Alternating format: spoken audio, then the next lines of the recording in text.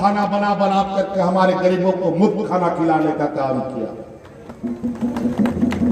एक भी व्यक्ति भूखा नहीं मरा। और इन बेईमानों ने तो सामान्य जीवन में लोगों को भूखा मार दिया।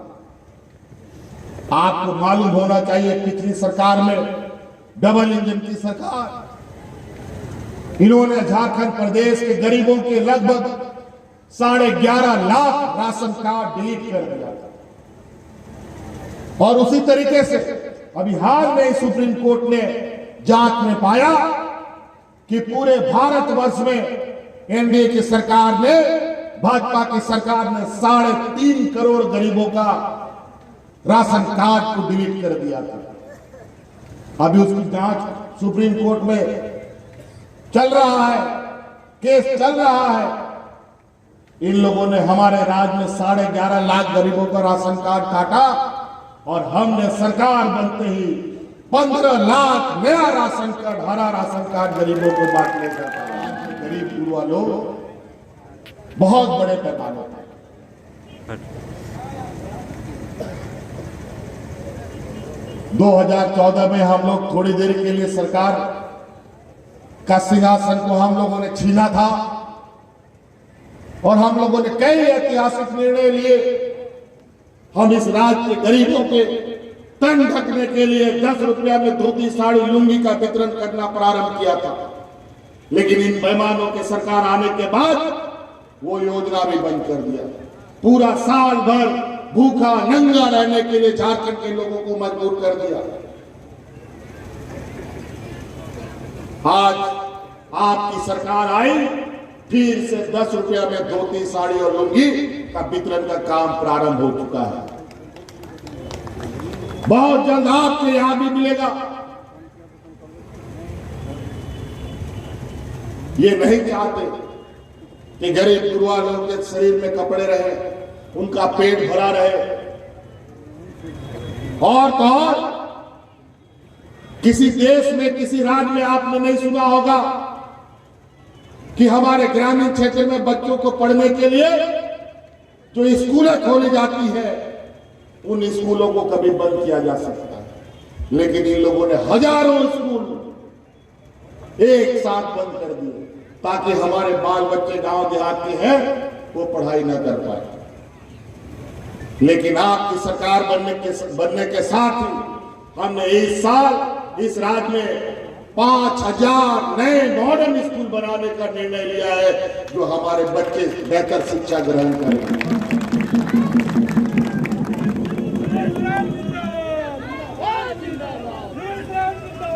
हमने कानून बना दिया, हमारी बूढ़ी बुजुर्ग महिलाएं, हमारे वृद्ध व्यक्ति जो 60 साल का उम्र का होगा वो पेंशन का हकदार होगा। उसमें एपी और बीपीएल का जरूरत नहीं पड़ेगा, सभी को पेंशन मिलेगा।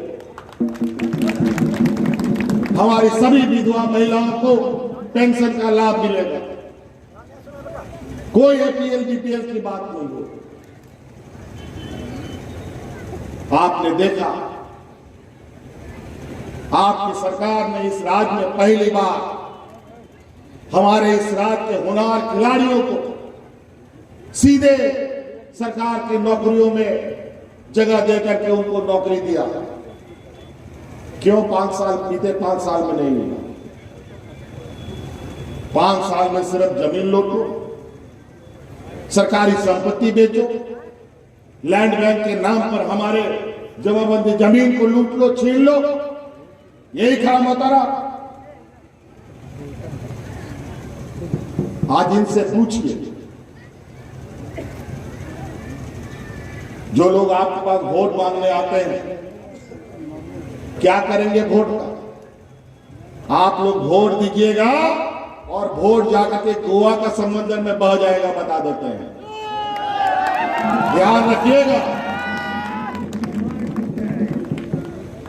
और हमको कुछ कुछ खबर आ रहा है, उस पर भी हम लोग आगे बढ़ेंगे, चुनाव खत्म होने देंगे। क्योंकि मजदूरों का जो दर्द हमने देखा है, मजदूरों को मरते हुए जब हमने देखा है, आज यहां हमारे मधुपुर देवीपुर में कुछ लोग सक्रिय हैं जो यहाँ के मजदूरों का सौदा करके दूसरे राज्यों में बेचने का, उनके तनख्वाह को खाने का काम कर रहा है।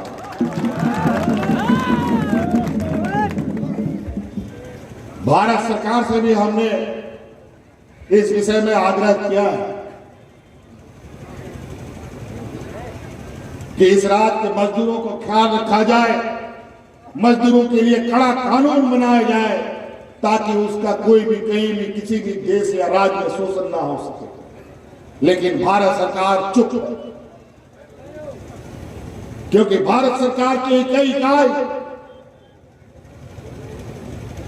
विभिन्न राज्यों के मजदूरों का ले जाकर के शोषण करती है। अभी हाल में ही आपने सुना होगा कि उत्तराखंड में एनटीपीसी का एक डैम जिसमें पावर प्लांट बनना था वो अचानक फट गया और सैकड़ों मजदूर मारे गए। उसमें झारखंड के भी कई मजदूर मारे गए हैं। उसका कोई लेखा जोखा नहीं है। हमारे पास कुछ घटनाएं सामने आई है। अभी उस विषय को भी लेकर हम केंद्र शासित सरकार से इस राज्य के मजदूरों के हक अधिकार की लड़ाई लड़ी। आज इसीलिए हमने मधुपुर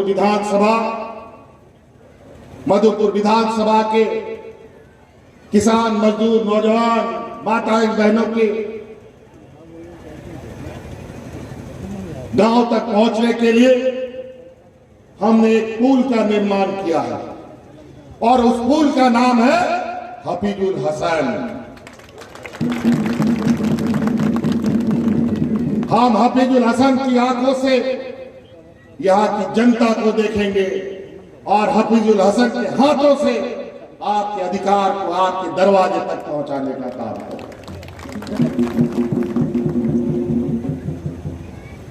आज इसी चुनाव के वक्त बहुत मेढक सड़क पर उतर आता है,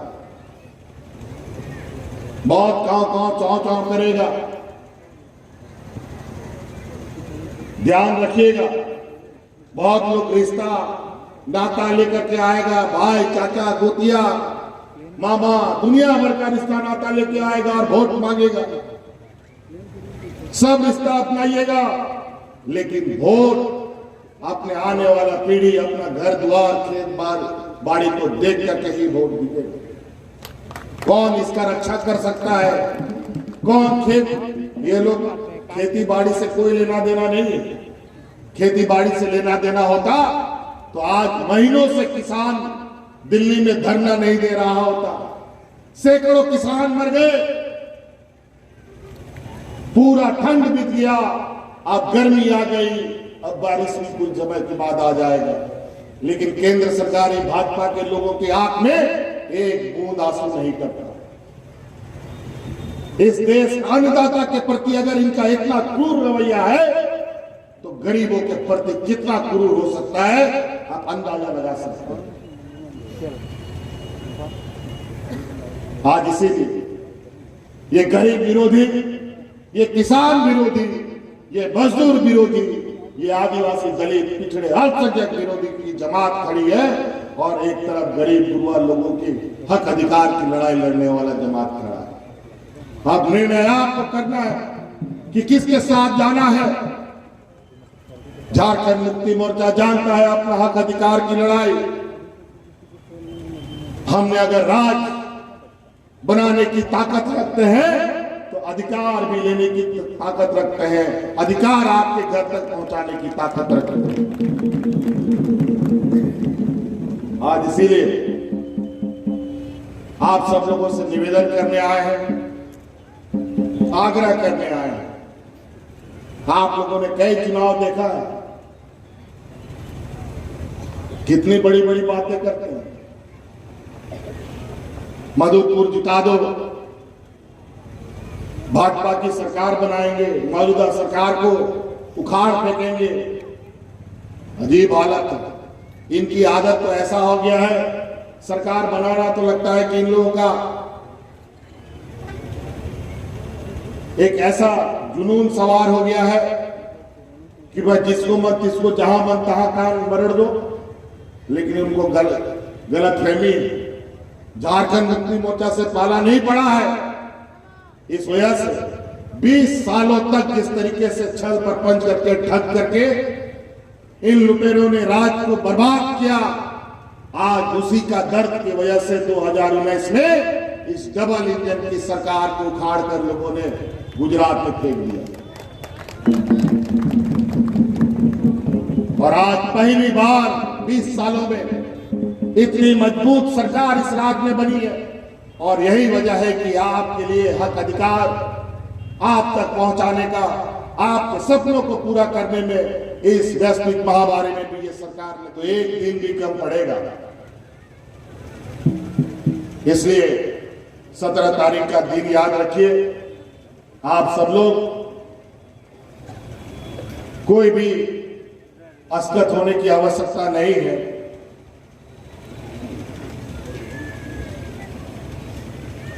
इस लोकतंत्र का पर्व में हर हाल में हिस्सा लेना है, क्योंकि इसी चुनाव के माध्यम से आपको आपका अधिकार मिलता है, बूढ़ा बुजुर्गों को पेंशन मिलता है, हमारे बच्चों को स्कॉलरशिप मिलता है, हमारे नौजवानों के लिए रोजगार ढूंढा जाता है।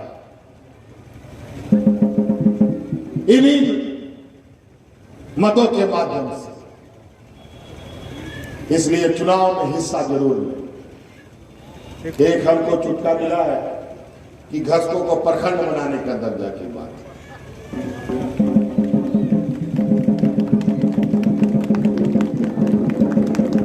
देखिए, यहां प्रखंड, जिला, अनुमंडल, पंचायत सभी चीजें प्रशासनिक दृष्टिकोण के आधार पर बनते भी रहते हैं, विलय भी होते रहते हैं। ये कोई बड़ी बात नहीं है। हमारा उद्देश्य है कि हमारा जो भी काम हो वो काम आसानी से हो, बढ़िया तरीके से हो, बहुत दूर दराज जगहों पर जाके भटकना ना पड़े हमारे किसान भाइयों को। और निश्चित रूप से आपका ये प्रस्ताव हम अवश्य देखेंगे। अगर इस आहता को पूरा करता है तो निश्चित रूप से घसकों को प्रखंड बनाने का कोशिश किया जाएगा, काम किया जाएगा। इसीलिए बहुत ज्यादा नहीं कहते हुए 17 तारीख का दिन 2 नंबर ईवीएम मशीन में 3 धनुष छाप, इस राज्य का आन बान शान, आप लोगों का बहुमूल्य वोट आपके इस विधानसभा क्षेत्र के लिए, आपके खेत बाड़ी के लिए, हमारे बच्चों के लिए एक वरदान साबित होगा। हमको इस उपचुनाव के माध्यम से थोड़ा वक्त मिला आपके बीच में आने का और आपके साथ रहने का भी। मैं अभी मधुपुर पे हूं और अभी सड़क मार्ग से कई रास्तों को देखूंगा और ये मेरा अनुभव और ये सीखने के लिए मेरे लिए जरूरी होता है कि जो सरकार की आंखें हैं वो ग्रामीण क्षेत्र तक जाती है कि नहीं जाती है, इसको हम अनुभव करते हैं। इसलिए आज आपके क्षेत्र भ्रमण में भी अभी हम जाएंगे। इन्हीं बातों के साथ आपके बीच में पुनः मंत्री हफीजुल अंसारी के लिए, हफीजुल हसन के लिए मतदान वोट की अपील करते हैं, ताकि जिस शख्स को हमने खोया है हाजी हुसैन अंसारी साहब का एक सच्चा श्रद्धांजलि हम दे सकें, उनको हम सम्मान दे सकें।